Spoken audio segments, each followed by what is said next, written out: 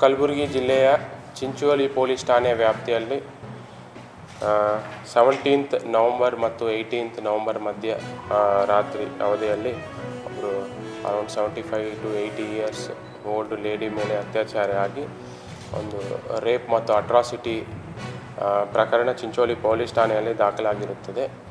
ಇದರಲ್ಲಿ ಆರೋಪಿ ತಯ್ಯಬ್ ಫಕೀರ್ ಅಂತ 40 ಇಯರ್ಸ್, ಅವರು ಐನೋಲಿ ಗ್ರಾಮಕ್ಕೆ ಸೇರಿದವರು.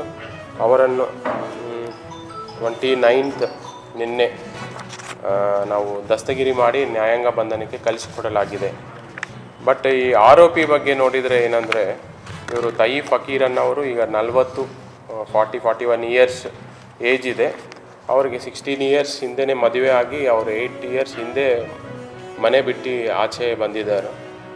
ಅವರು ಊರೂರ ಓಡಾಡ್ತಾ ಇರ್ತಾರೆ.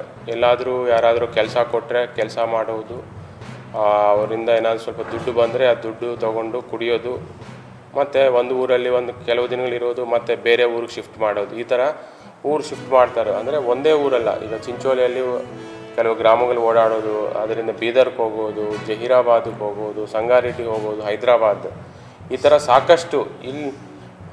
ಈ ವಾರ ಇಲ್ಲಿದ್ದರೆ ಇನ್ನೊಂದು ನೆಕ್ಸ್ಟ್ ವೀಕ್ ಹೈದರಾಬಾದಲ್ಲಿ ಇರ್ತಾರೋ, ಇನ್ನೊಂದು ವೀಕ್ ಎಲ್ಲಿರ್ತಾರೋ ಅವ್ರಿಗೆ ಗೊತ್ತಿರೋದಿಲ್ಲ. ಈ ಥರ ಯಾವಾಗಲೂ ಒಂದು ಸತಿ ಬಂದಾಗ ಅವರು ಯಾವುದಾದ್ರೂ ರಿಲೇಟಿವ್ಸ್ ಮನೆ ಬರುವುದು, ಇಮಿಡಿಯೇಟಾಗಿ ಏನಾದರೂ ಊಟ ಗಿಟ್ಟ ಅವರೇನಾದರೂ ಪತ್ತೆ ಇವರು ಸಂಬಂಧಿಕರಿದ್ದಾರೆ ಸ್ವಲ್ಪ ಊಟ ಕೊಟ್ಟರೆ ಊಟ ಮಾಡೋದು, ಆಮೇಲೆ ಮತ್ತೆ ಇಮಿಡಿಯೇಟಾಗಿ ಹೊರಟೋದು. ಇಂಥವೆಲ್ಲ ಅವ್ರದ್ದು ಹ್ಯಾಬಿಟ್ಸ್ ಇದೆ.